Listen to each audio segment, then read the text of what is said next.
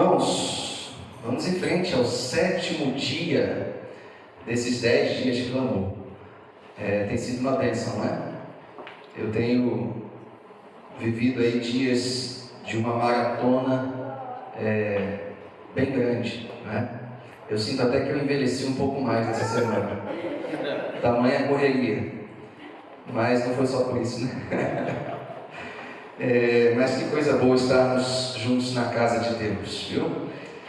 E eu estou começando a achar que eu vou sentir falta de vocês quando isso aqui acabar, com esse movimento. Eu estou começando a achar que eu estou me apegando já aqui à igreja de Ondina, né? Irmãos queridos, vamos abrir a Bíblia hoje no Evangelho de Lucas, no capítulo 11. Lucas, no capítulo 11.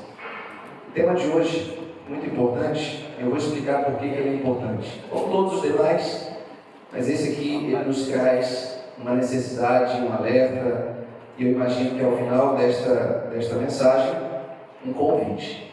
Então, Lucas, no capítulo 11, você vai deixar aí a sua Bíblia aberta, porque nós vamos ler já dos versos 9 até o verso 13, daqui a pouquinho. Com a sua Bíblia aberta, feche seus olhos, vamos orar. Senhor nosso Deus e nosso Pai, obrigado, bondoso Deus, por nos trazer mais uma vez à Tua casa, à igreja, nos trazer em segurança e nos dar a oportunidade de abrir a Tua palavra em boas condições e, acima de tudo, o privilégio de ouvir o Espírito Santo falando ao nosso coração. Pedimos que nos minutos que teremos a seguir, de fato, que a única voz a ser ouvida aqui seja a Tua falando a cada um de nós. Portanto, conduza-nos nos momentos que teremos a seguir. É o que nós pedimos em nome de Jesus. Amém. Lucas, no capítulo 11, nós vamos ler a partir do verso 9. Eu vou ler aqui na minha Bíblia, você vai acompanhar aí. Lucas, capítulo 11, a partir do verso 9. Por isso vos digo, pedi, dá-se-vos-á, obrigado, buscai e achareis, batei e abri-se-vos-á, pois todo o que pede recebe, o que busca encontra, e a quem bate abrir-se-á. Qual dentre vós é o pai que, se o filho lhe pedir pão, lhe dará uma pedra?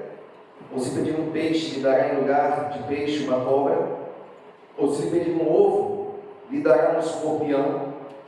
Ora, se vós que sois maus, sabeis dar boas dádivas aos vossos filhos, quanto mais o Pai Celestial dará ao Espírito Santo àqueles que lhe pedirem. O tema de hoje é a necessidade de prepararmos um ambiente para receber o Espírito Santo. Esse é o tema. E por que esse tema é importante? Quando nós vamos receber uma visita importante, a gente prepara a casa, não é assim?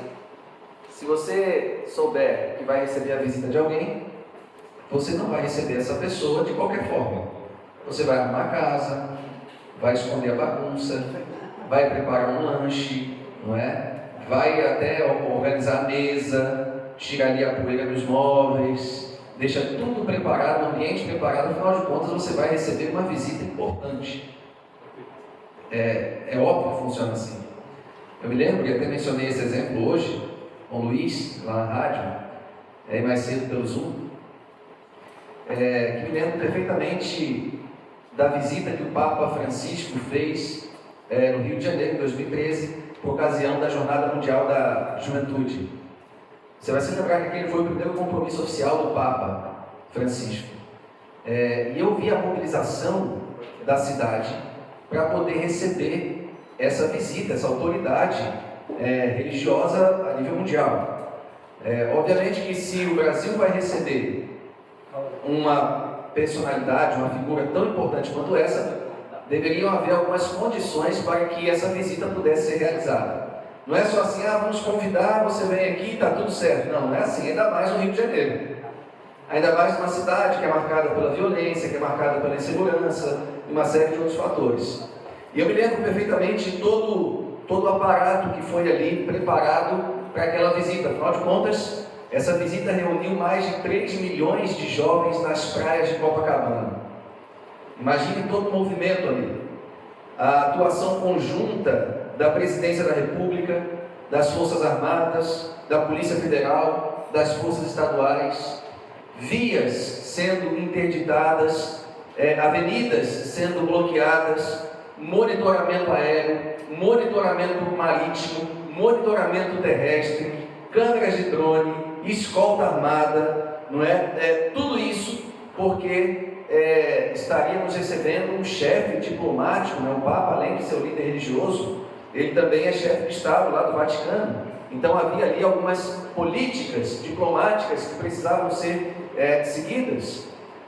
Deveria haver ali uma adequação do trânsito para o traslado ali do Papa Móvel, que é o veículo oficial do Papa, e uma série de questões. Eu sei que toda uma estrutura, uma logística foi preparada para que a visita acontecesse. Caso alguns desses itens aqui não fossem obedecidos, provavelmente a visita não ocorreria, porque era necessário que assim ocorresse. Alguns anos antes desse momento aqui, um outro Papa veio visitar o Brasil e era necessário que um hospital estivesse à disposição para poder receber. Então, por exemplo, não poderiam ter todas as ocupações dos leitos hospitalares, deveria ter uma equipe de emergência à disposição para poder atender caso algo acontecesse. E eu me lembro que um dos hospitais escolhidos foi o Hospital Adventista Silvestre, quando o Papa veio na década de 80 ou 90, e o Hospital Silvestre ficou com essa responsabilidade, o Hospital Adventista, de ter ali uma estrutura para caso houvesse alguma demanda, não é? Mas é assim que funciona. Por quê? Porque é uma pessoa importante, é uma visita ilustre. Por que eu estou citando esse exemplo aqui? Quando nós clamamos ou pedimos que o Espírito Santo venha e entre na nossa vida, encha o nosso coração, encha a nossa vida, nós precisamos entender que temos alguns requisitos que precisam ser cumpridos também. Não é de qualquer forma, não é de qualquer maneira. Nós estamos falando do Espírito Santo. O Espírito Santo não vai habitar na minha vida se eu não preparar o meu coração, se eu não preparar a minha vida, se eu não colocar o meu coração em harmonia com a vontade de Deus, o Espírito Santo não vai habitar em mim. E obviamente que esse assunto ele se torna ainda mais importante, porque mesmo que estejamos nos referindo ao contexto individual, ou seja, cada um tem a sua própria necessidade, cada um precisa do Espírito Santo, a individualidade, quando somadas às outras individualidades, elas formam o coletivo que compõe a igreja. Então, quando a igreja clama pela presença do Espírito Santo, nós estamos falando de indivíduos que precisam ter a comunhão com o Espírito Santo, e somados esses indivíduos, nós temos a coletividade da igreja que vai clamar pela busca do Espírito Santo. Então não adianta eu ter aqui em nosso meio hoje uma pessoa consagrada e as demais vivendo a vida de qualquer forma. Uma pessoa que ora, uma pessoa que busca, uma pessoa que clama, uma pessoa que é a coluna espiritual da igreja, porque durante muito tempo a gente viveu assim, né? Sempre tendo ali 1, 2, 3, 4 no máximo, em uma igreja, uma congregação, que eram conhecidos como as colunas, os pilares de oração. Eu cresci numa igreja com 60, 70 membros, lá no Rio de Janeiro, e essa igreja, ela tinha ali 4 pessoas idosas, que eram as colunas de oração. E eu era bem jovem, mas eu sabia, sempre que havia um movimento de oração, uma necessidade específica, eram as pessoas mais poderosas da igreja, no sentido da oração. Sem elas, a gente imaginava que a igreja não ia para frente, o trabalho missionário não ia funcionar, o evangelismo não ia funcionar, precisava daquelas 4 pessoas, era um idoso e 3 idosas, que eram as colunas de oração. Mas eu me lembro também que um a um foram morrendo, e a gente não teve uma sequência. A igreja ela foi perdendo essa característica, a igreja foi enfraquecendo, aquela que era uma igreja forte, era uma igreja conhecida ali na região, essa igreja foi perdendo a força, perdendo o poder, perdendo a característica do evangelismo, porque não havia mais ali a espiritualidade, as colunas de oração, não havia mais ali aquela busca pelo Espírito Santo, e a igreja foi enfraquecendo, foi morrendo espiritualmente.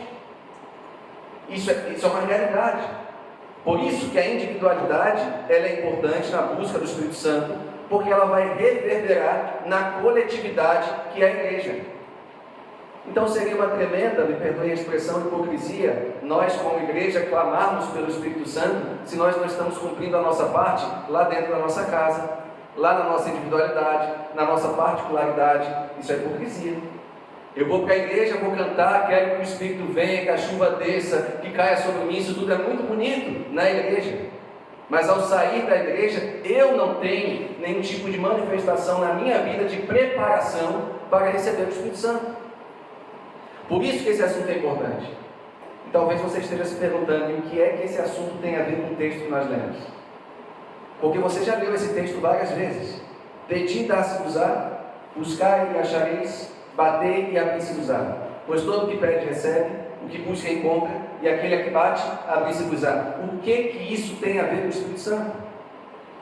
Sabe, é interessante que quando Jesus ele utiliza essas palavras, que estão registradas tanto no Evangelho de Mateus, como também aqui em Lucas, Jesus ele está falando no contexto do Espírito Santo.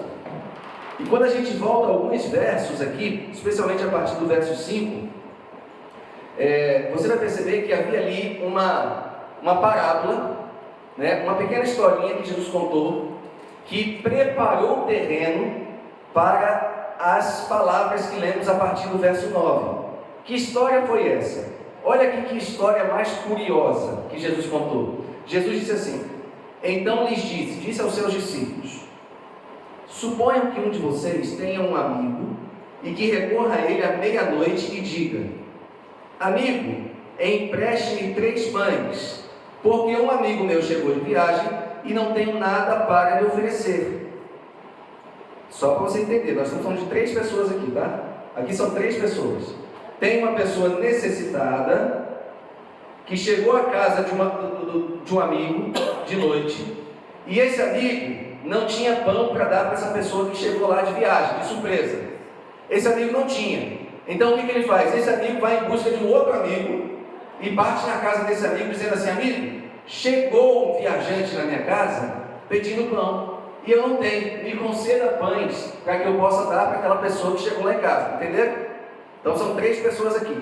Aí olha o que diz o texto: e o que tiver dentro, ou seja, a pessoa a quem estava pedindo ajuda, não me incomode, a porta já está fechada e eu e meus filhos já estamos deitados, não posso me levantar e dar a você o que me pede. Veja, chegou uma pessoa com fome na casa do cidadão.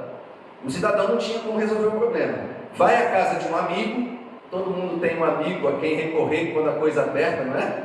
Você já vai: vou falar com fulano de tal, vou falar com ele.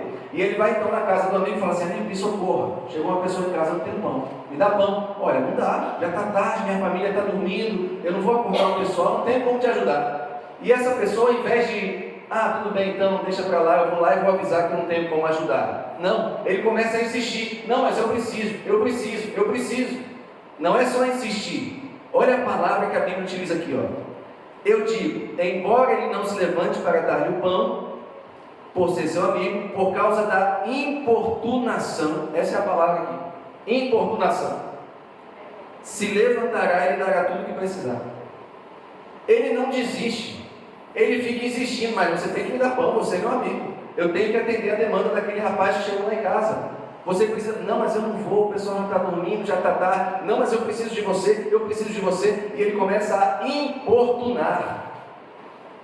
Você já imaginou que nessa relação aqui, o que Jesus está dizendo porque logo depois que ele conta essa história, é que ele vai dizer assim: pedi e dá-se-vos-á, buscar e achareis, bater e abrir-se-vos-á.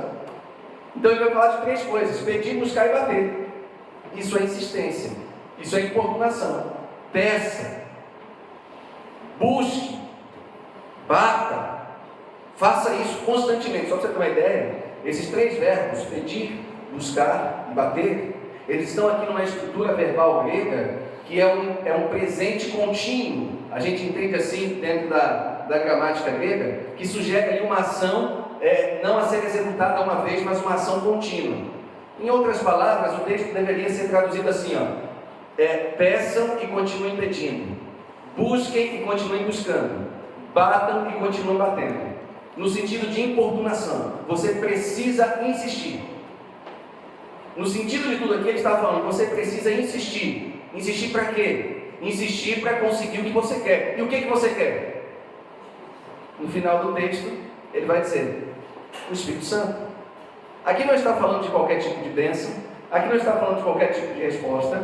O texto aqui está falando do Espírito Santo. No finalzinho do verso 12, aliás, do verso 13, Jesus diz assim: se vocês, apesar de serem maus, sabem dar boas coisas aos seus filhos, quanto mais o Pai que está nos céus dará o Espírito Santo àquele que lhe pedir. Então, aqui nós temos a insistência pelo Espírito Santo. Nós precisamos orar insistentemente pelo Espírito Santo. Nós precisamos importunar o Espírito Santo. Exatamente isso. Essa é a expressão. Aí você vai pensar assim: mas por que eu preciso importunar o Espírito Santo? Por que eu preciso insistir pelo Espírito Santo? Por que eu preciso insistir em oração? Porque a oração nos conecta com Deus e é a forma com que nós nos relacionamos mais intimamente com Deus. Amém. É a oração. Deus já não sabe, por que eu tenho que pedir? Ou então basta pedir uma vez, e uma vez só é suficiente. Eu já falei: Senhor, o Senhor sabe da minha necessidade é essa. Ok, por que eu tenho que voltar a pedir a mesma coisa para Deus se eu já falei para Ele já sabe que eu estou precisando? Aí nós vamos nos tornar parecidos com aquele homem da parábola que Jesus contou. Você está pedindo: eu já disse que eu não tenho, não vou te dar porque já está tarde. Por favor, eu preciso, por favor, eu quero. Até que pela importunação Ele concede.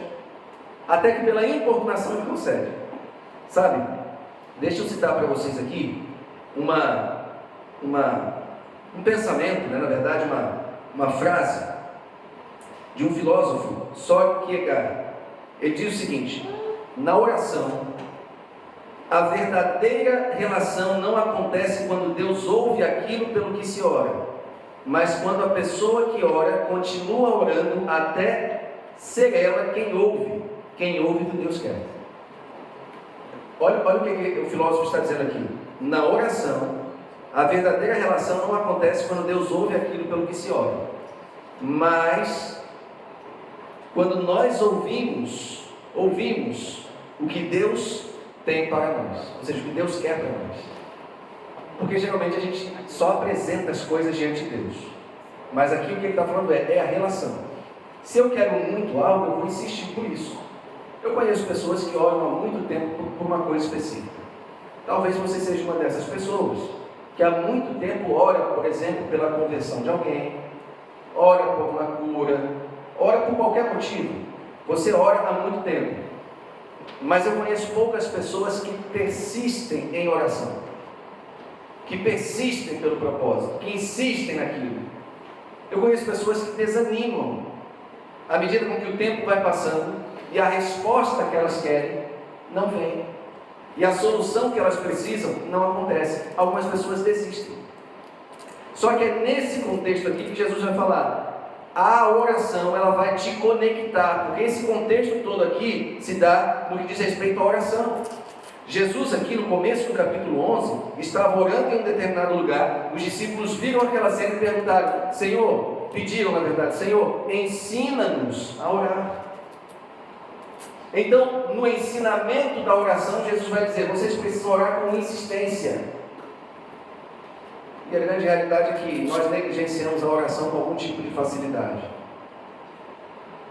Dentro do contexto da espiritualidade, as pessoas hoje aprenderam a terceirizar coisas, terceirizar serviços e terceirizar a própria espiritualidade. E esse é um problema sério. Sabe por quê? Porque na cultura da terceirização que nós vivemos, é fácil para mim, se meu carro estiver sujo e eu não tiver um tempo para lavar o carro, mandar para um lava-jato, alguém vai lavar o carro para mim e eu pego ele prontinho, limpinho, não precisei perder tempo ele lavando o carro. É fácil na cultura da terceirização, caso a minha casa esteja suja e eu tenha condições de pagar alguém para faxinar, de manhã cedo a pessoa chega, eu saio para o trabalho, faço tudo o que eu preciso, quando eu voltar à noite a casa está limpinha, arrumada e faxinada. Eu terceirizo o serviço. Se eu estiver com fome e não tiver tempo para cozinhar, eu abro meu celular, um aplicativo, e encomendo a comida que eu quiser. Alguém em algum lugar vai cozinhar aquela comida para mim, outra pessoa vai trazer aquela comida até a porta da minha casa, eu pego a comida e como. Isso é terceirização de coisas ou serviços. Mas sabe o que eu não posso terceirizar? A espiritualidade. Só que infelizmente a cultura da terceirização entrou dentro da igreja. Então hoje nós terceirizamos aspectos da espiritualidade. Isso enfraquece a fé, isso enfraquece a igreja. Sabe o que nós fazemos? Pais e mães hoje não estudam mais a Bíblia com seus filhos, não estudam mais a lição da escola sabatina com os filhos. Eles entendem que a responsabilidade principal é conduzir os filhos à igreja no sábado. Chegam na igreja no sábado, pegam as crianças, levam para a escolinha, para a classe da escola sabatina, e eles não falam, mas indiretamente estão dizendo assim: vai e fala para o professor em pensamento, ensina Jesus para meus filhos, daqui a 1 hora eu volto para buscar. As crianças passam 1 hora na escolinha ouvindo sobre Jesus por uma outra pessoa, depois eles voltam lá na escolinha, pegam as crianças, vão para casa com a consciência tranquila de que estão educando os filhos nos caminhos de Deus. Isso é terceirização da espiritualidade. Em casa não ora com os filhos, em casa não lê a Bíblia com as crianças, em casa não pratica nenhum tipo de hábito espiritual, mas levam para a igreja e pedem para um estranho, uma estranha, ensinar de Jesus para eles. Para amaciar a consciência, acham que isso é ensinar sobre Jesus. Isso é terceirização da espiritualidade. Nem orar as pessoas oram mais, elas pedem oração. Sabe como é que faz? Vai no grupo do WhatsApp da igreja: irmãos, orem por mim, vou fazer uma prova para um concurso amanhã e estou estudando bastante aqui, se vocês puderem me ajudem em oração. Ela mesma não ora, mas ela pede para a igreja orar para ela. Ela pede para a igreja. Em casa não abre a Bíblia para ler, mas ela vai para a igreja por quê? Porque na igreja alguém vai ler a Bíblia para ela. Ela não estuda, nem tem a lição da escola sabatina, por quê? Porque ela vai sábado para a igreja e o professor vai estudar a lição, vai recapitular a lição com ela, porque ela não estudou, mas alguém vai recapitular, então ela não precisa comprar a lição. Ela não precisa estudar a lição, porque alguém vai recapitular para ela. A meditação diária, não precisa, por quê? Quando acordar de manhã, você vai lavar a louça, coloca o celular e tem alguém lá no YouTube que está apresentando a meditação para você. Tem alguém no YouTube lendo o reavivado da palavra para você. Tem alguém no YouTube falando do assunto da lição da escola sabatina diária. O pastor que você quiser, se quiser um pastor alegre recapitulando a lição com você, vai ter. Se quiser um pastor sério, vai ter. Se quiser um pastor jovem, vai ter. Se quiser um pastor velho, vai ter. Do jeito que você quiser. Você escolhe, o cardápio está montado. Vai ter alguém para ler a lição para você. Vai ter alguém para estudar a Bíblia com você. Isso é terceirização da espiritualidade. Está entendendo? Começa a entender o problema que nós estamos enfrentando. Nós queremos receber o Espírito Santo, mas não nos preparamos para isso. Isso é de uma tremenda hipocrisia espiritual. Irmãos, eu comecei dizendo que a mensagem de hoje é extremamente importante, sabe por quê? Porque Jesus precisa voltar. Só que para Jesus voltar, o Espírito Santo precisa ser derramado. Porque se o Espírito Santo não for derramado, as pessoas não vão conhecer sobre Jesus. E ele precisa ser derramado sobre a igreja. Só que para o Espírito Santo ser derramado sobre a igreja, precisa haver uma transformação individual. Primeiro a individual, depois a coletiva. Primeiro a individual, depois a coletiva. Eu preciso pedir com insistência. Eu preciso buscar. Eu preciso bater. O texto sugere insistência. Insista pelo Espírito Santo. Ore, busque, jejue, faça o que for necessário, mas não negligencie a busca pelo Espírito Santo. Existem 4 pequenas citações que eu vou mencionar para vocês em relação ao contexto da igreja sobre a necessidade do Espírito Santo. A primeira condição: a harmonia com Cristo. Olha o que diz aqui o livro Serviço Cristão, na página 252. A escritora Ellen White diz assim, inspirada por Deus, né? Quando pusermos nosso coração em união com Cristo e nossa vida em harmonia com sua obra, o Espírito que caiu sobre os discípulos no dia de Pentecostes há de ser derramado sobre nós. Olha como isso aqui é profundo. Eu vou repetir para você prestar bem atenção. Quando pusermos nosso coração em união com Cristo e nossa vida em harmonia com a sua obra, ela dá 2 coisas aqui, ó. Colocar o coração em união com Cristo e nossa vida em harmonia com sua obra. O Espírito que caiu sobre os discípulos no dia de Pentecostes há de ser derramado sobre nós. Amém. Mais claro do que isso eu desconheço. Então, o que é preciso? A primeira condição que eu quero guardar aqui: a harmonia com Cristo. A harmonia com Cristo. Segunda condição: consagração. Olha o que ela diz aqui, ó. Mesmo livro, mesma página, Serviço Cristão, página 252. Afastem os cristãos de si todas as dissensões e entreguem-se a Deus para a obra de salvação dos perdidos. Peçam com fé a prometida bênção e ela há de vir.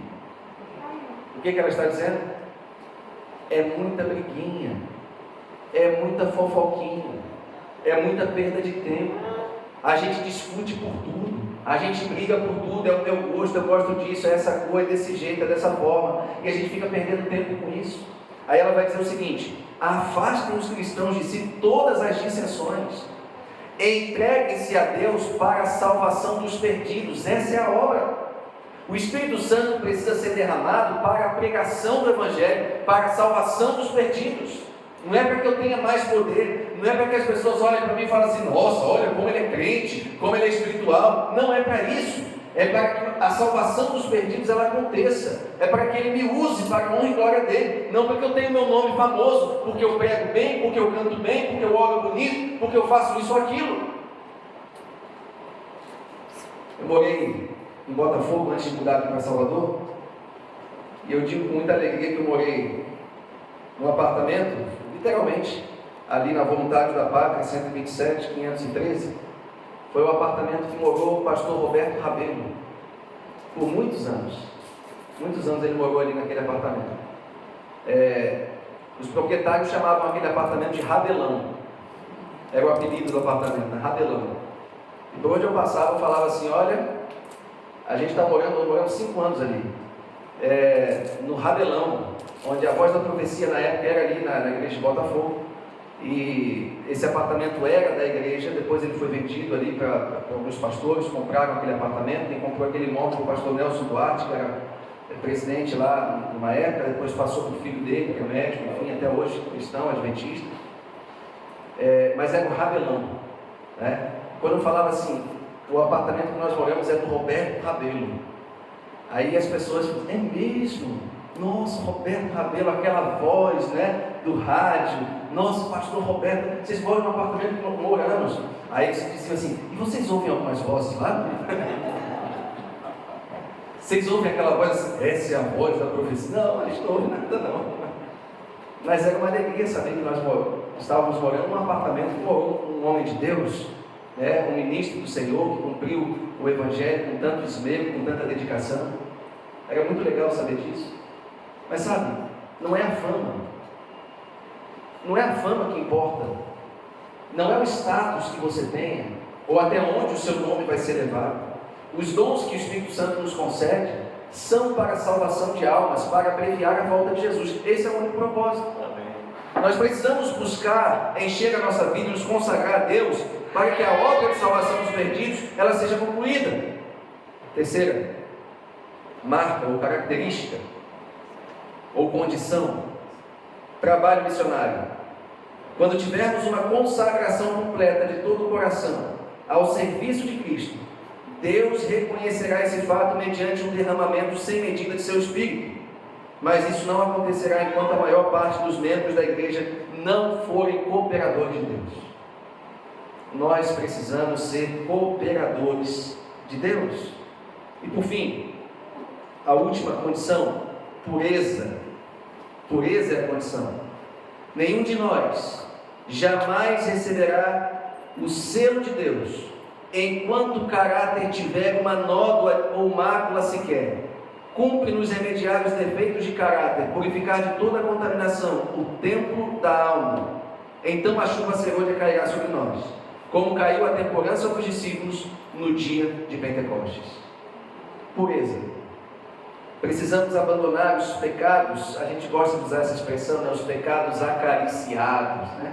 Aqueles hábitos que nos afastam de Deus. Nós sabemos que nos afastam de Deus, mas fazemos questão de manter.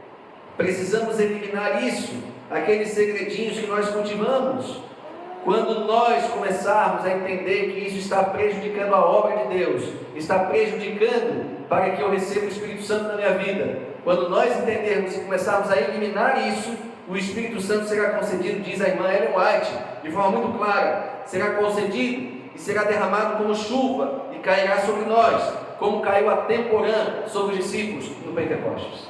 Amém. Pureza, não perfeição. Não é perfeição. A gente está falando de pureza, porque perfeição a gente sabe que não vai conseguir, mas isso não deve nos acomodar. Eu sei que tem meia dúzia de gente por aí dizendo que pode, né? Que pode conseguir a perfeição antes de Jesus voltar. Só que o apóstolo Paulo fala muito claramente que só quando Jesus voltar que nós seremos transformados por completo, moralmente e fisicamente. E essa transformação moral é quando Jesus voltar. Aquilo que é corruptível se reveste de corruptibilidade. Quando Jesus voltar, até lá nós vamos continuar lutando. Até lá nós vamos ter que arrumar a casa todos os dias para que o Espírito Santo seja concedido. Peçam, continuem pedindo. Busquem, continuem buscando. Batam, continuem batendo. Sabe o que é buscar? É o que Jesus contou sobre aquela mulher que tinha 10 moedas e perdeu uma. Ela começa a arrastar os móveis de casa. Ela começa a varrer o chão. Ela revira a casa toda. Ela tinha 9 moedas. Ela não precisava daquele esforço todo, mas ela queria achar a moeda que estava perdida. E ela só descansa quando ela encontra aquela moeda. Interessante que, no contexto que nós temos aqui de Lucas 11, a gente geralmente não continua buscando algo quando a gente encontra o que estava perdido, não é isso? Eu já perdi meu óculos, algumas vezes eu perco meu óculos, e eu não consigo achar o óculos dentro de casa, e eu fico procurando ele pela casa. E aí quando eu acho o óculos, eu paro de buscar. Porque eu não sou doido. Como é que eu vou continuar buscando uma coisa que eu já achei? Só que isso não funciona para o Espírito. Nós encontramos o Espírito e precisamos continuar buscando Ele todos os dias. Essa é a diferença. Eu entendi que eu preciso do Espírito Santo todos os dias. Sabe o que o Espírito quer fazer em nós? Já fechei aqui, pode já fazer o fundo musical. O Espírito Santo quer que a gente entenda que Ele quer nos usar. Só que para Ele nos usar, eu preciso me esvaziar. Eu preciso entender que não é pelas minhas capacidades, não é pelos meus talentos, é pelo poder dEle que vai se aperfeiçoar na minha fraqueza. Quando eu tive que lidar com uma situação muito difícil, eu fui capelão do Hospital Silvestre de 5 anos, e eu tive que lidar com uma situação muito difícil um dia. E eu pensei assim, Senhor, eu acho que eu não sei se eu tenho essa vocação, esse dom. Eu confesso que eu não sei como lidar com esse problema que a gente está lidando aqui. Tem como o Senhor me ajudar? Porque eu sinceramente não sei. Era um problema difícil administrativo que a gente estava passando. E aí eu saí para passear no hospital, coloquei meu jaleco e fui caminhar ali pelo hospital. Não fui visitar nenhum paciente, não fui fazer nada específico, só fui andar, só para espairecer. Saí da sala, deixei o escritório e fui caminhar pelos corredores do hospital. E eu passava por uma unidade, eu vi uma porta aberta e muita gente dentro dessa porta, dentro do quarto, né? E aí eu passei, jaleco, olhei para dentro do quarto, muita gente, mas a cama onde estava deitada uma jovem senhora estava de frente para a porta. E ela me viu passando de longe, no corredor, e ela gritou para mim e falou assim: doutor, ele levantou o braço. Ela achou que eu era médico, ela só viu o jaleco, né? E eu fui, levantei a mão, cumprimentei, oi, ela, vem cá. É uma unidade pós-cirúrgica. Os pacientes que faziam algum tipo de procedimento eram transferidos para essa unidade, não de doenças crônicas, de cirurgia. Logo eles iam para casa. E aí eu não queria entrar, eu estava num problema difícil para resolver, tentando só esparecer, mas ela chamou, insistiu, eu entrei. E aí eu entrei no quarto, cumprimentei ali a família, tinha umas 6, 7 pessoas ali no quarto com ela. E eu cheguei perto da cama dela, né? E a cumprimentei, falei assim: olá, como vai, senhora? Aí ela deu um sorriso e falou assim: eu vou muito bem. Você veio orar comigo, não foi? Aí eu falei assim: posso orar com você. Como é seu nome? Aí ela franziu a testa assim e falou assim: você não lembra? Aí eu falei: eu deveria saber? Aí ela: o senhor não é um pastor? Eu falei assim: sou. Então, ontem o senhor não foi comigo até o centro cirúrgico? Fez uma oração antes da cirurgia e disse assim: vai dar tudo certo. Quando sair da cirurgia, eu volto para orar com você. Você não falou isso para mim ontem? Eu nunca tinha visto aquela mulher. Aí eu falei assim: eu acho que não fui eu. E deu um sorriso para ela assim: é claro que foi você. Eu lembro de você, do seu rosto, do seu óculos.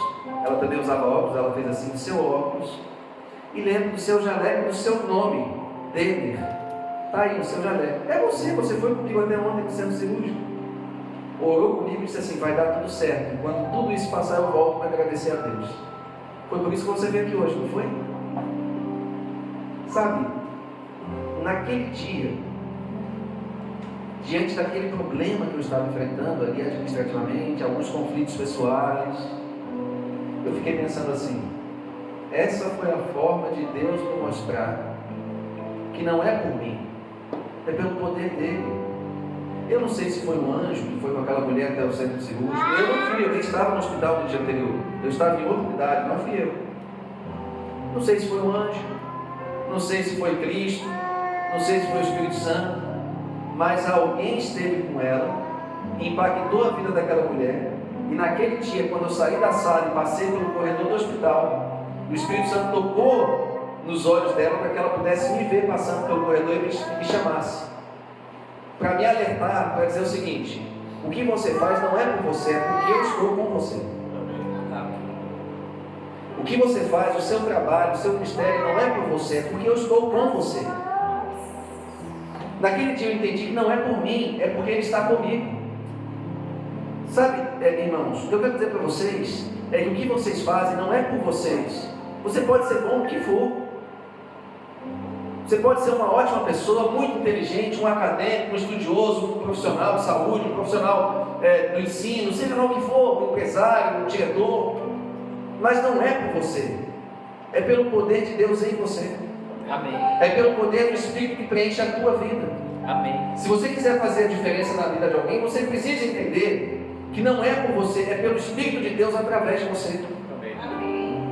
Se você for um comerciante, não é por você, é pelo Espírito através de você. Isso vale para pastor, isso vale para empresário, vale para médico, vale para professor, vale para qualquer profissão. Não é por você, é pelo Espírito. Amém. E eu fico imaginando: eu preciso preparar o terreno para receber o Espírito, para ser um homem segundo o coração de Deus, para ser uma mulher segundo o coração de Deus, para ser um jovem segundo o coração de Deus, pelo Espírito. E eu fico imaginando a diferença que seria ter uma igreja cheia de homens, de mulheres, de jovens, cheios do Espírito Santo de Deus. Imagina como seria a sociedade com diversos profissionais cheios do Espírito Santo de Deus. Pessoas no trânsito cheias do Espírito Santo de Deus. No cenário político, pessoas cheias do Espírito Santo de Deus. Nessa guerra que nós vivemos, não seria diferente. A maior necessidade que nós temos hoje é de sermos cheios do Espírito Santo de Deus. Precisamos preparar o nosso coração. Amigo, arruma casa. Arruma casa.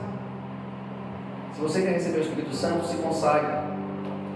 Busca o Senhor todos os dias. Não espere alguém buscar por você, não. Vá você e busque. Coloque o seu coração em harmonia com Cristo. Você sabe o caminho que deve seguir. Não falta para a gente hoje conhecimento. Na boa, a gente tem muito conhecimento, tem muita informação. O que falta é disposição para obedecer. Saber a gente sabe. Saber a gente sabe. Todo mundo sabe. O que falta é querer obedecer. Consagre a tua vida, arruma a tua casa, e você vai poder experimentar o Espírito Santo invadindo a tua vida, te preenchendo e te transformando numa pessoa muito melhor. Não pelos seus méritos, mas pelo poder dele.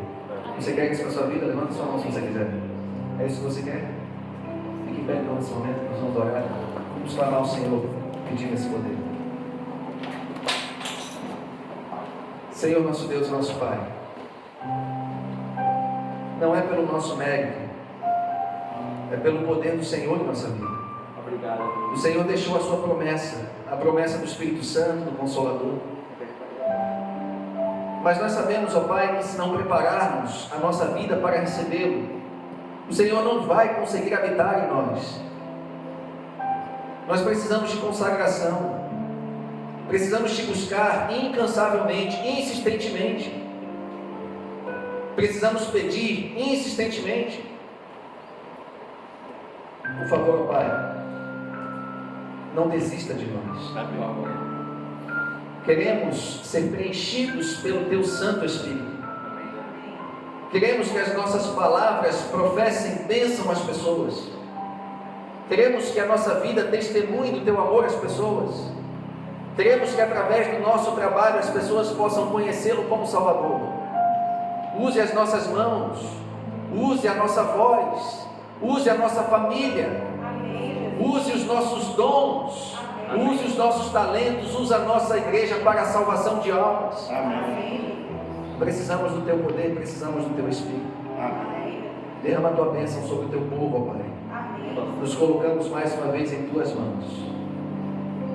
Queremos nos esvaziar de nós mesmos para sermos preenchidos contigo, e suplicamos isso em nome de Jesus. Amém.